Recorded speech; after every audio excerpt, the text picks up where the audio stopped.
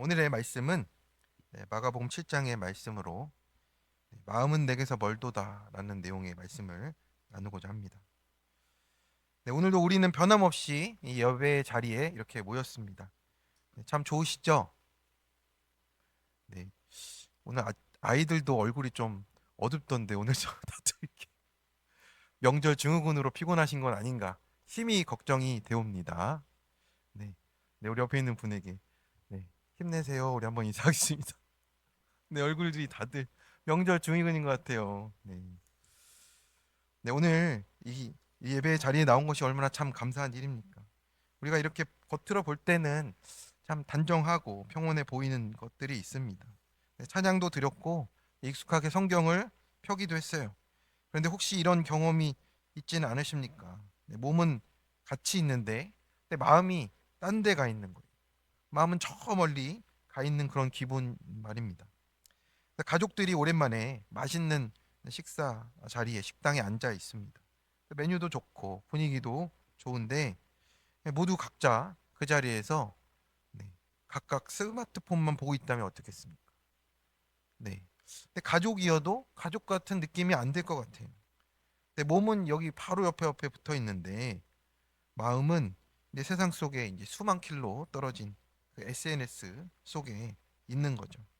겉으로 같이 있어도 실제로는 남보다 못한 이제 고립 같은 상태 같아 보입니다. 그래서 오늘 예수님이 우리를 보며 하시는 말씀이 이 상황과 또 비슷한 건 아닌가 생각합니다. 입술로는 공경하는데 마음은 내게서 멀도다라고 하는 부분이죠. 교회 마당을 밟고 있고 우리가 입술로 아멘을 말하는데 내 마음의 중심에는 주님이 같이 계시지 않은 그런 모습이 형식은 있는데 복음의 감격이 없고 또 예배는 드리는데 주님과 멀리 떨어진 이런 영적인 짝사랑 또 껍데기의 신앙에 머물러 있는 우리의 모습일 때가 있습니다. 오늘 본문 이전에는 갈릴리에서 많은 기적들이 일어났잖아요. 병자가 고침을 받았고요. 눈먼 자가 눈을 뜨고 또 바로 직전에는 오병이어의 기적이 나타났어요. 그래서 굶주린 무리를 예수님이 긍휼히 여기셔서 배불리 먹도록 이렇게 하셨습니다. 그래서 많은 사람들이 그 은혜를 경험하고 또 예수님의 그 표적을 경험하고 주님을 이렇게 찾게 되는 겁니다. 그런데 예루살렘에서 내려온 종교자 지도자들이 있었어요. 바리새인들과 서기관들인데 그들이 예루살렘에서 와서 예수님을 쫓아다녔는데요. 그들이 본 거는요. 고작 씻지 않은 손이라는 거예요. 넘치는 은혜의 바다가 이렇게 흘러가고 있는데 구원은 보지 못하고 지켰냐 안 지켰냐 이거를 조사하고 있는 거예요. 이는 우리의 모습이 오늘 말씀을 통해서 드러나게 하시는 겁니다. 신앙의 모양은 있는데 복음의 능력을 보지 못하는 거예요. 우리를 정죄하려는 말씀이 아니고 씻기시고 살리시려고 하십니다. 첫 번째 말씀입니다. 관습의 판단과 정죄의 메인 나를 씻어야 합니다. 바리새인들과 서기관들이 예루살렘에서 내려왔어요. 종교계의 거물들이 이제 예수님의 면면을 조사하러 왔습니다. 근데 그들의 눈에 딱 걸린 것이 하나예요. 예수님의 제자들 중 몇몇이 손을 씻지 않고 떡을 먹었습니다. 네. 그런데 그들이 본 것이 오직 그거 하나뿐이었다라는 거죠. 우리 3절과 4절의 말씀을 같이 한번 읽어보겠습니다. 바리새인들과 모든 유대인들은 장로들의 전통을 지키어 손을 잘 씻지 않고서는 음식을 먹지 아니하며 또 시장에서 돌아와서도 물을 뿌리지 않고서는 먹지 아니하며 그 외에도 여러 가지를 지키어 오는 것이 있으니 잔과 주발과 놋을 씻음이러라. 여기서 이제 본문 3, 4절을 보면 가로가 쳐 있어요. 이 가로가 쳐 있는 건 이제 마가가 이방인 독자들을 위해서 배경 설명을 넣어준 거예요. 여기서 말하는 장로들의 전통은요, 구약의 율법은 아닙니다. 그러니까 이걸 지켜야 된다 이런 하나님의 반드시 이런 조항은 아니에요. 율법을 해석하고 적용하려고 이제 랍비들이 구전으로 이렇게 내려오게 한 것을 정리한 전통이에요. 그래서 이것이 미시나라는 책으로 정리가 되거든요. 근데 이 손 씻는 규례는요, 제사장이 이제 성전 봉사 전에 행하던 정결 예식이에요. 근데 시간이 흐르면서요. 경건하니까 이 정도는 일상에서 해야지가 된 거예요. 그런 규칙이 덧붙여졌는데 이거를 이 사람들이 이제 거의 율법처럼 사용하기 시작한 거예요. 아니 손 씻으라는 게 뭐 나쁘냐 이렇게 얘기할 수 있죠. 그런데 문제가 뭡니까? 그러니까 위생을 위해서도 씻어야죠. 율법을 사랑하는 열심 이런 것가 아니고요. 문제는 이 전통이 하나님의 계명과 같은 권위가 된 거예요. 하나님의 말씀과 같은 위치에 올라간 겁니다. 그래서 내가 만든 기준, 그러니까 내가 배운 관습을 더 높은 자리에 두니까 내 신앙이 이제 다른 방향으로 흘러가기 시작했어요. 내 눈이 말씀과 다른 판단들을 이제 하기 시작하는 거죠. 5절의 말씀입니다. 5절의 말씀을 한번 같이 읽어보겠습니다. 이에 바리새인들과 기내 제자들은 장로들의 전통을 준행하지 아니하고 부정한 손으로 떡을 먹나이까. 여기서 바리새인들과 서기관들이 부정한이라고 했잖아요. 그런데 이건 사실 율법이 아니에요. 그냥 장로들의 전통이잖아요. 그것을 자기들이 부정하다고 정해버린 겁니다. 단순히 더럽다는 게 아니고요. 의식적으로 너는 깨끗하지 않다라고 막 얘기를 해버린 거예요.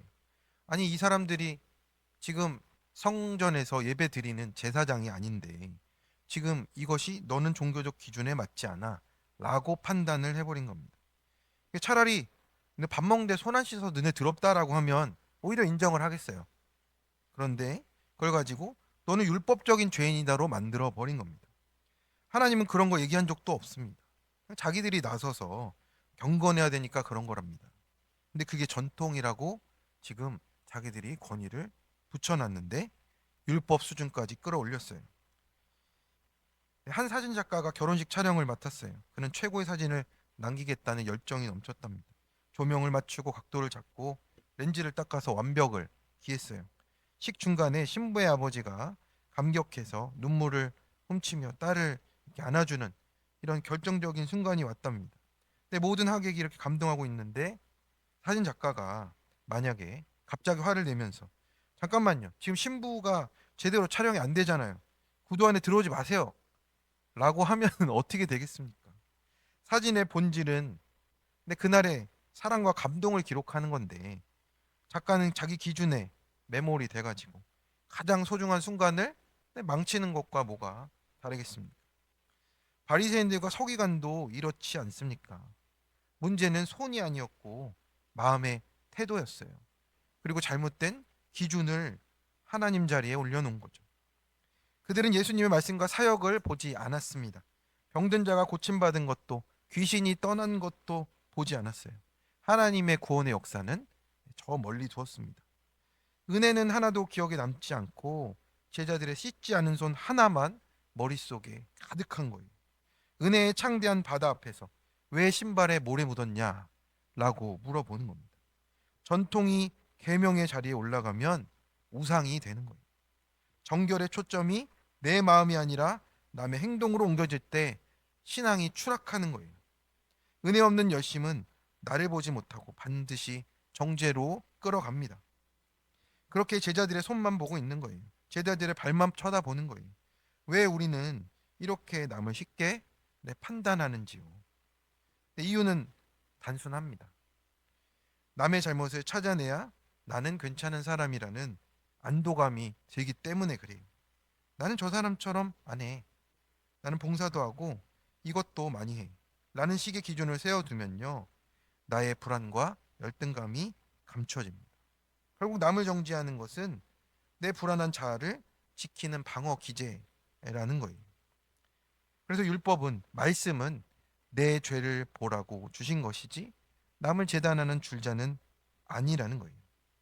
그래서 우리가 또 전통이 있어요. 교회 안에들 뭐 아니면 어떤 모임이든 전통이 있습니다.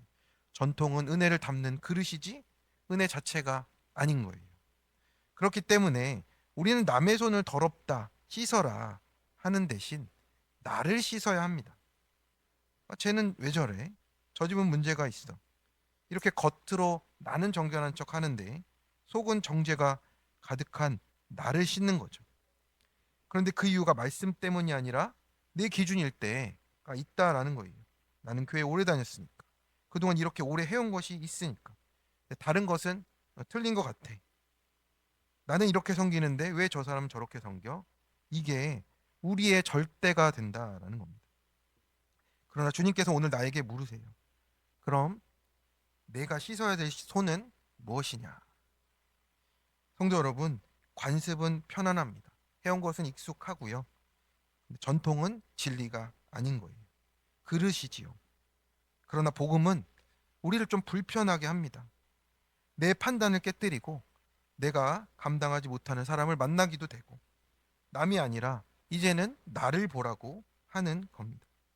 오늘 씻어야 할 것은 남이 아니라 바로 나이고 내가 판단하고 정지하는 마음이고 판단을 멈추는 것이 회개의 첫걸음이라고 하십니다. 네, 적용 질문입니다. 내가 보기에 씻지 않은 손이라 여기는 기준과 관습은 무엇입니까? 그 기준이 말씀의 은혜입니까? 내 경험과 행위입니까? 판단하는 내 눈과 마음부터 씻어져야 함을 인정하십니까? 자격 없는 내가 주님의 십자가 은혜로 구원받은 자임이 고백되십니까? 두 번째입니다.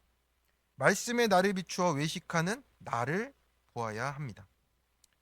우리가 신앙생활하면서 가장 가슴 아픈 이야기를 들을 때가 언제십니까?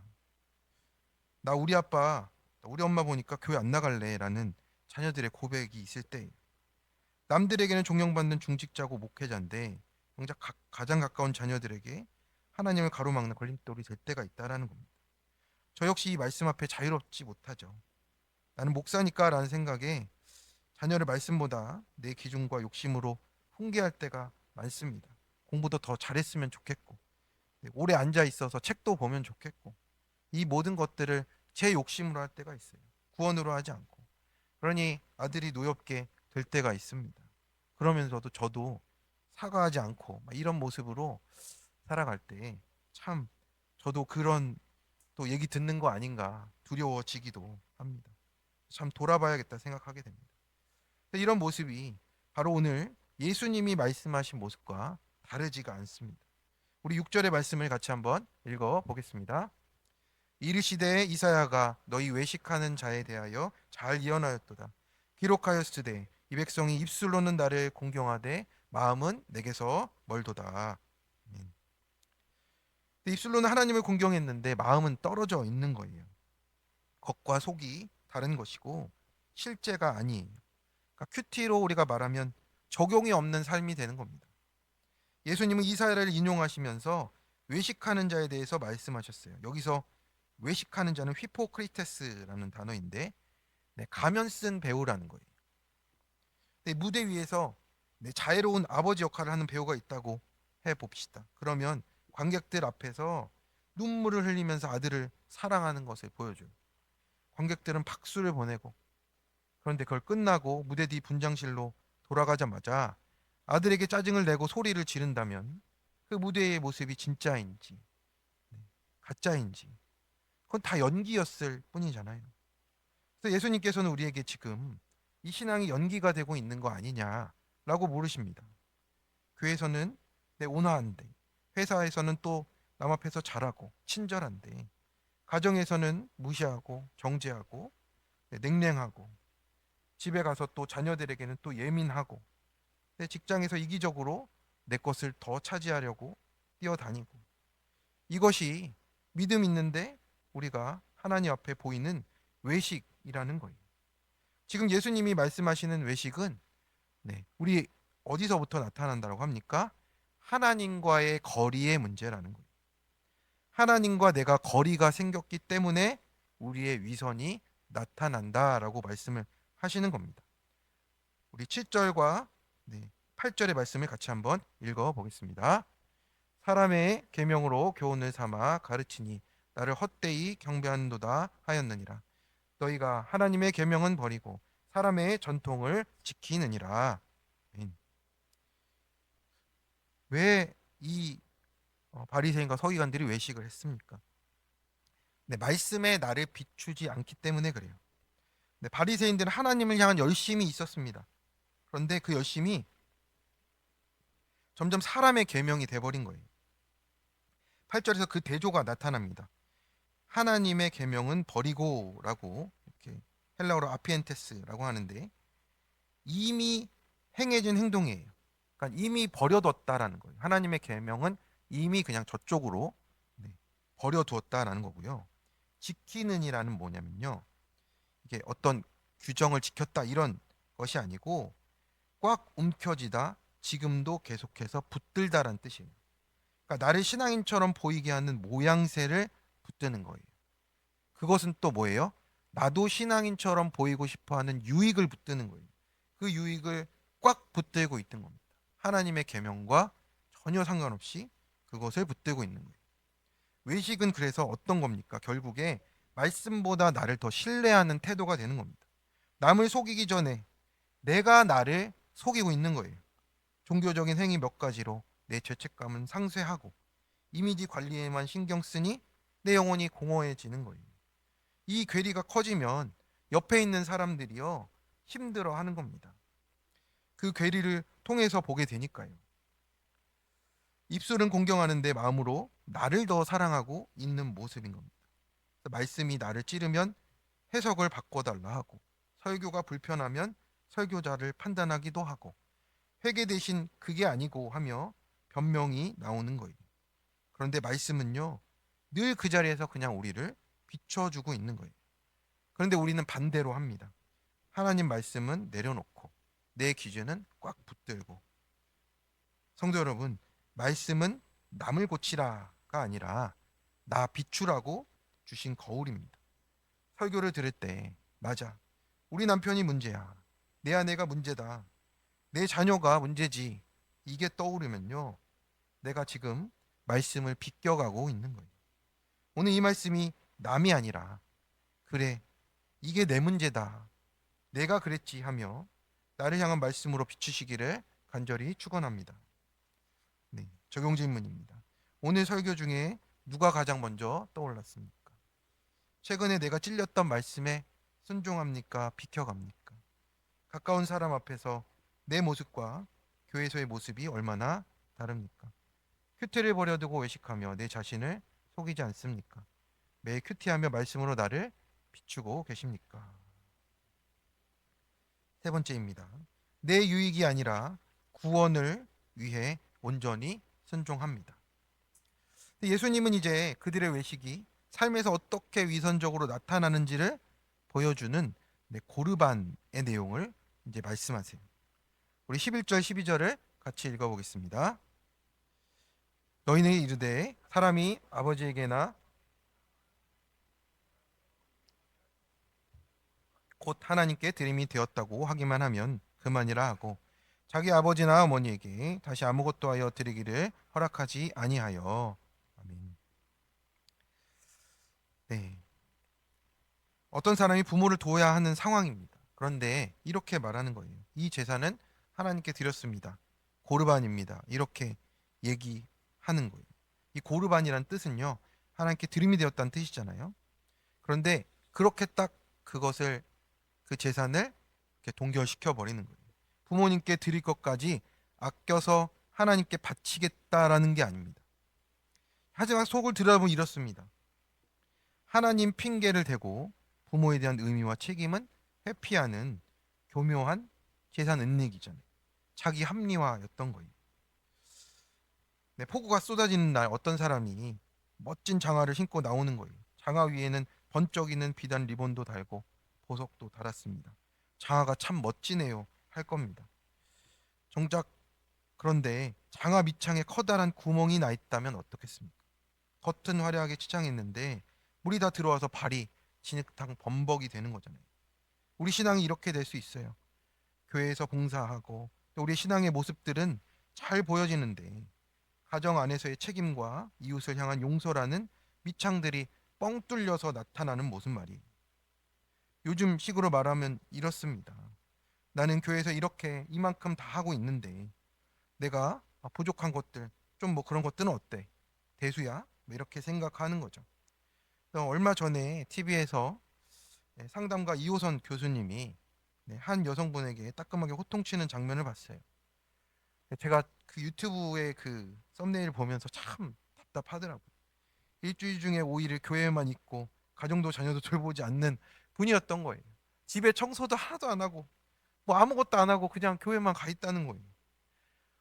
제가 가서 뜯어 말리고 싶은 생각이 진짜 이 끝까지 올라왔습니다. 그래서 대신 이제 이호선 교수님이, 네, 그분도 신앙인을 알고 있는데 얘기를 해더라고요. 그래서 신앙이란 기름 뒤에 숨어서 자기 편한 것만 하는 모습이더라고요. 정작 져야 할 책임들을 멀리하고 있는 모습인 거죠. 근데 구속사는 그런 게 아니잖아요. 내재 보고 남편을 존경해주고 아내를 사랑해주고 가정을 살리며 주님 앞에 나오는 겁니다. 아멘이십니까? 네. 하나님의 계명은 내 부모를 공경하라였잖아요.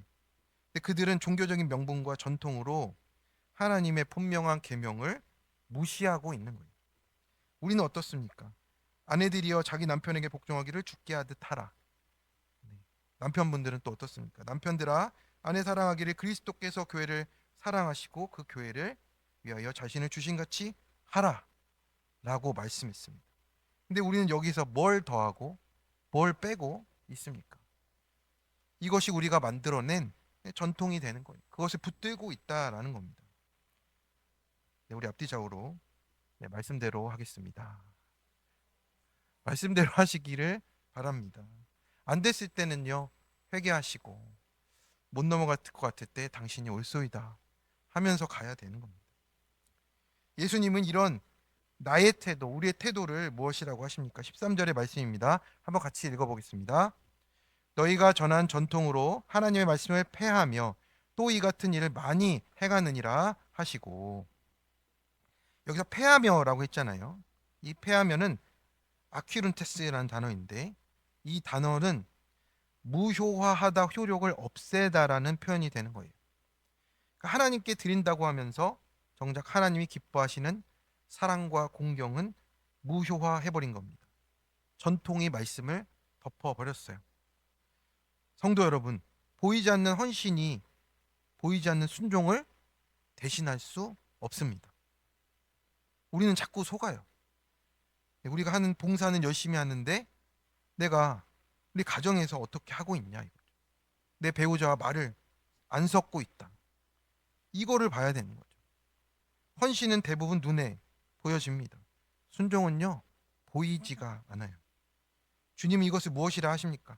아무리 뜨겁게 찬양하고 헌금하고 삶에서 가장 가까운 사람을 그런 자리에서 사랑하고 공경하지 않는다면 그 신앙은 하나님 앞에서 패하는 일과 맞다라는 거예요. 똑같다는 거예요. 무효화 시킨다는 것과 똑같다라는 겁니다. 이 얼마나 무서운 경고가 되겠습니까? 우리가 이런 합리화가 있어요. 나는 하나님께 드렸으니 됐다. 좀 손에 회피를 해요. 순종은 손에 갖고 우리가 경건에 중독될 수 있어요. 보이는 헌신으로 만족하고 실제적인 책임들은 좀 멀리 하게 되는 거예요. 이것이 현대판 고르반이 되는 거죠. 순종이 손해처럼 느껴지고 자존심은 내려놔야 하고 내 시간과 돈을 진짜 필요한 곳에 정말 구원을 위해서 써야 하는데 내가 했던 그 종교 행위가 정말 믿음이라 생각하는 거예요. 아닙니다. 그렇지가 않아요.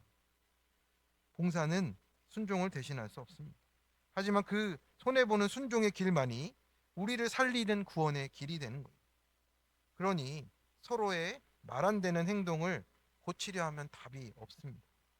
남편과 아내, 자녀 서로 모두 구원을 위해서 수고하고 있는 거예요. 아멘이십니까? 네, 청소년 부모님의 간증입니다. 어려운 상황 속에서 지금 회사 생활을 하면서 겨우겨우 교회 생활을 성실히 지킬 것을 지키며 하고 있습니다. 근데 이 정도면 봐주겠지 하면서 사셨대요. 그런데 큐티하다 보니까 부모님이 결혼 생활 내내 고생하시며 네 자녀, 거기에 자기도 포함되어 있고 그 네 자녀를 키우시고 이제 칠순이 넘으셨는데 아직 예수님을 믿지 않으신다라는 거예요. 그런데 나는 교회에서 할 일을 다 지키고 있다며 손을 놓고 있었답니다. 그래서 이 큐티의 말씀을 통해서 하나님께서 하시는 말씀이 내가 나를 위해 할 일을 다 했다라고 했는데 내 부모님께도 물질과 감정을 드리며 또 복음을 전하고 있니? 라고 물으시는 것 같다 합니다. 그러니까 부모님의 구원을 위해 애통함이 없었던 모습을 회개하며 더 늦기 전에 복음을 전하고 손과 발이 가는 섬김을 하겠다라고 이렇게 적용을 하였습니다. 성도 여러분, 네, 오늘은 사순절 첫째 주일입니다. 예수님을 좀 생각해 보시기를 바랍니다. 그분은 우리처럼 하나님께 드린다고 하면서 전통이나 핑계 뒤에 숨지 않으셨어요. 하나님께 순종하기 위해 우리를 사랑하심으로 자신의 목숨을 고르반 하셨습니다. 하나님께 드렸어요. 끝까지 내어드려서 정작 죽어야 할 저와 우리를 위해서 고르반이 되셨습니다. 우리는 오늘 무엇을 드린다 하면서 정작 드려야 할 순종, 내가 내 가까운 사람에게 가정에서 또 회사에서 또 학교에서 내 모든 삶의 자리에서 해야 될 순종을 미루고 있습니다. 적용 질문입니다. 나는 무엇을 하나님께 드렸다 하며 다른 책임은 모른 척 합니까? 고르반을 통해 내가 지키고 싶은 유익은 무엇인가요? 구원을 위해 온전히 순종해야 하는 말씀과 계명은 무엇입니까? 어떻게 구체적으로 순종하시겠습니까? 말씀을 맺겠습니다. 혹시 우리는 그동안 익숙한 관습의 틀에 갇혀서 작은 허물들을 들춰내고 나를 증명하려 하진 않았습니까? 하나님을 향한 뜨거운 고백은 입술에 가득한데 우리의 중심이 주님과 멀리 떨어져 사랑과 공경을 멀리하지는 않았습니다. 헌신이라는 이름표를 붙이고 실제로는 내 자존심과 유익을 지켰던 모습이 저와 우리의 모습은 아니었습니다. 우리가 기억해야 합니다. 주님은 우리를 정죄하고 꾸짖으러 오신 것이 아니고요. 메마른 우리의 마음을 사랑으로 다시 씻기시고 멀어진 우리 마음을 끌어당기시며 억지스럽게가 아니라 기쁨의 순종으로 우리 인도하실 줄로 믿습니다. 그래서 오늘 이 예배당 문을 나서실 때 이제 우리의 무거운 가면을 벗기고 우리 입술만이 아니라 마음의 중심으로 주님께 가장 가까이 있는 참된 예배자로 살아가시기를 주님의 이름으로 간절히 축원합니다. 아멘.